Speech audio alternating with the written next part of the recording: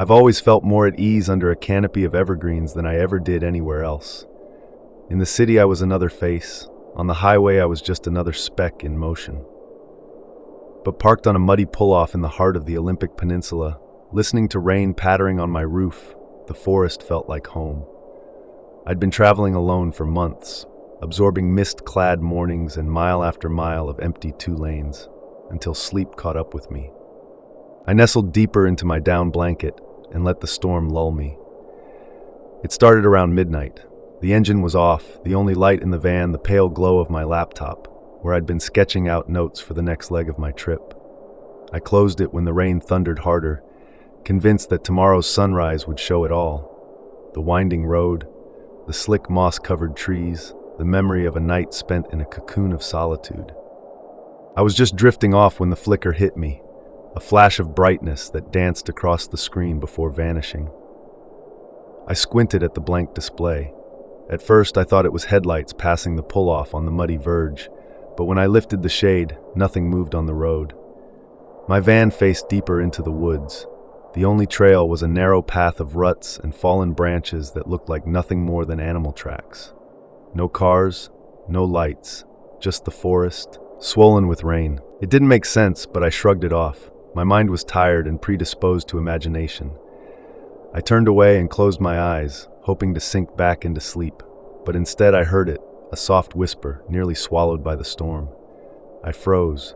My heart clattered like loose stones in my chest. The whisper came again, more distinct this time. An indecipherable syllable, low and sibilant, like someone breathing secrets. I sat up, flashlight in hand, ears straining in the dark. Still, nothing. The whisper didn't repeat. My pulse settled, but not entirely. I swallowed hard and reminded myself, this forest had been my sanctuary. There was nothing here but wind and rain and the comforting scratch of pine needles on metal. I flicked off the light and lay back, whispering to myself that I was being ridiculous.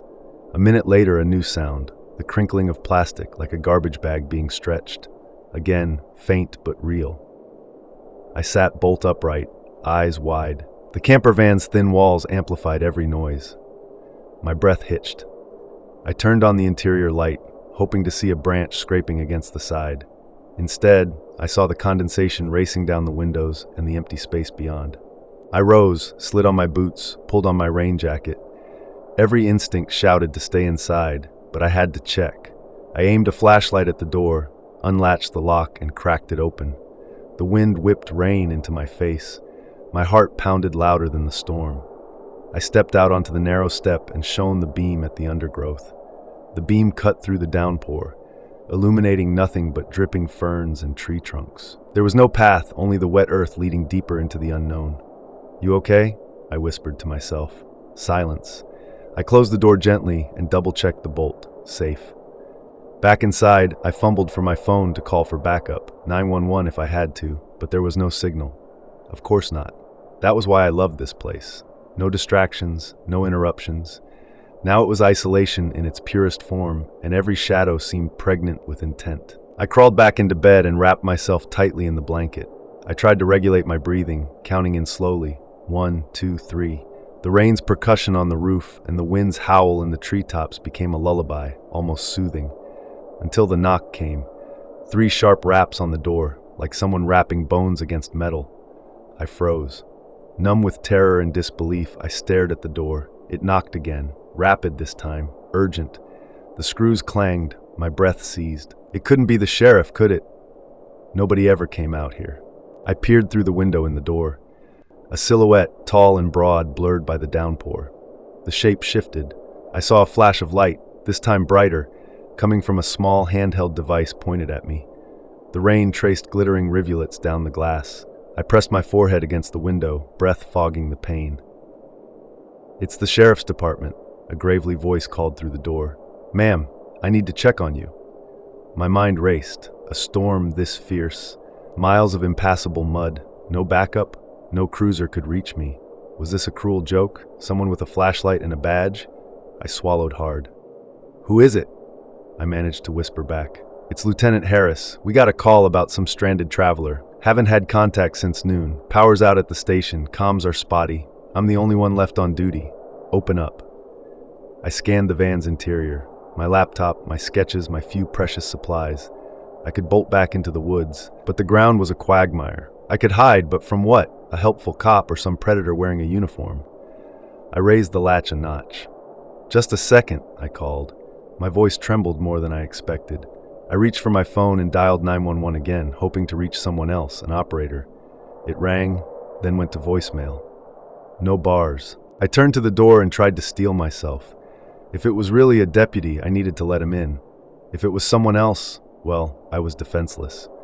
I unlocked the door fully and cracked it open, flashlight trained on his face. The man stood in the rain, collar of his soaked uniform turned up, hat pulled low. His eyes glinted oddly in the beam, too bright, too keen. Raindrops traced down his forehead. He half smiled. "Ma'am," he said, "are you hurt?" I stepped back inside, heart hammering. "I'm fine, a bit shaken by the storm." He flashed a flashlight up at me again. The beam lingered on my face. "May I come in? I need to run a quick welfare check. Power's out on my end. Procedures say I check everyone who reports no contact." I hesitated, something in his posture and ease that felt wrong. I'm not comfortable letting strangers in," I said, voice quivering. He shrugged. "I get it," he said, "but if I have the door unlocked, I can't just leave it ajar in this wind. Wouldn't be safe for either of us. Mind if I step inside and shut it behind me?" My lungs cramped. I guess that's fine." I moved aside. He slipped in, shaking rain off his shoulders. The interior light flickered on. He stepped in casually, shutting the door with a thud that echoed in my chest. He looked around, at the chipped wooden counter I'd converted into a desk, at the small propane stove, at the stacks of travel brochures shoved in a corner. "All good," he said, turning to face me. He was inches away. I could smell damp leather, a hint of tobacco. He knelt to examine a box of matches on a shelf and then looked back up at me. "Mind if I take a look at your ID?" I fumbled in my pocket, withdrew my wallet. My hands shook so badly the cards slipped out. He caught them with one hand, flipped a driver's license toward a rogue beam of light. "Everything in order," he said. He snapped a picture of the license with his phone. "Thanks." He slid the license back slowly, as if savoring each second. Then he stood and arched an eyebrow. "Still here alone, huh?" "Solo travel," I said, voice small. "I prefer it." He smiled, a split lip of a grin. He knelt by the door and locked it again. "Good choice. Mind if I have a seat? Just until the rain eases. It's a nasty night to be out."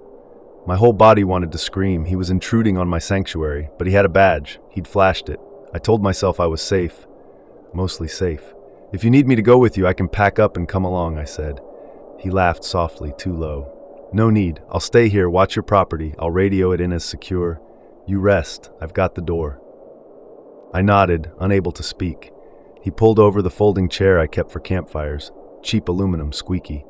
He settled into it, legs apart, leaning forward with his elbows on his knees like he was boning up for an exam. He glanced at my stove, my supplies, the tiny anthology of books I'd collected. "This place has character," he said. "You built it yourself?" My stomach nodded.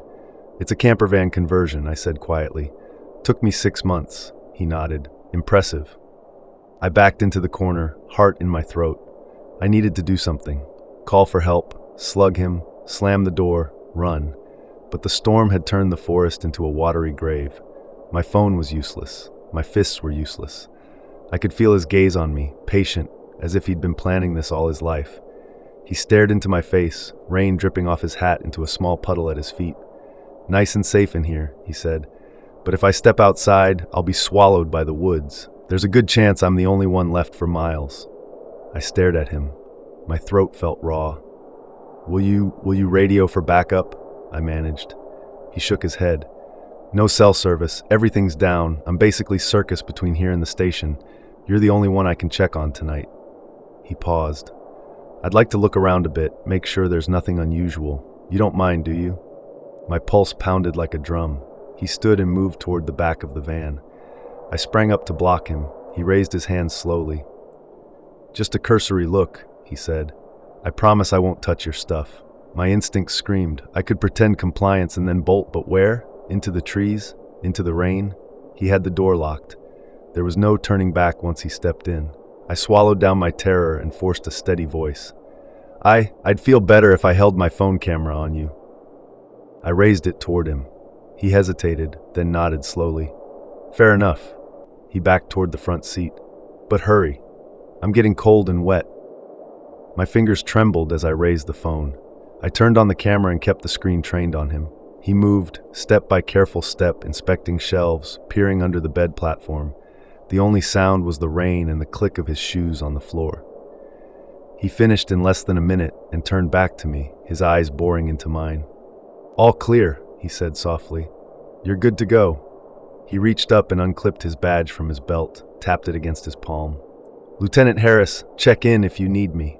Then he moved to the door, unlocked it, and stepped out, leaving it open behind him. Rain poured in, flooding the step. He paused, gave me a polite nod, and vanished into darkness. I collapsed against the wall, phone still recording. I lowered the camera and rewound, saw the glint in his eye, the way he moved, so deliberate. I blinked until the tears cleared and shut off the camera. I locked the door instantly, then barricaded it with a chair pulled sideways. I didn't sleep the rest of the night. I sat in the driver's seat, engine idling in case I needed to flee, phone flashlight on, recording every minute. Each snap of a branch outside made me flinch. At dawn, when the storm abated to a drizzle, I slipped out quietly and ran to my van, peeled away from that pull-off, and headed south, leaving tire tracks straight into the damp earth. Later, in a diner with hot coffee and sunlight warming my back, I tried to call the sheriff's department, but the number Lieutenant Harris gave me was disconnected. Online searches turned up no record of any deputy by that name in any county around there. The station I did find had no record of any power outage, at least not that night. No missing person report filed, no record of any complaints. I don't know who that man was. I don't know why he came or how close I came to never leaving that forest alive. I didn't press the issue. I couldn't. All I'm left with is the memory of rain-slicked trees, the sound of bending plastic, and a voice that told me he was there to help, even as every instinct in my body screamed that I shouldn't let him in. Sometimes at night, I wake drenched in sweat, convinced I feel rain against my face. I check the lock on my door, slow my breathing, remind myself I'm far from that pull-off now. But the memory of his flashlight flickering over my face haunts me. A light that wasn't from the road, not quite human, reflecting off my laptop and my fear. Who was he? I'll never know.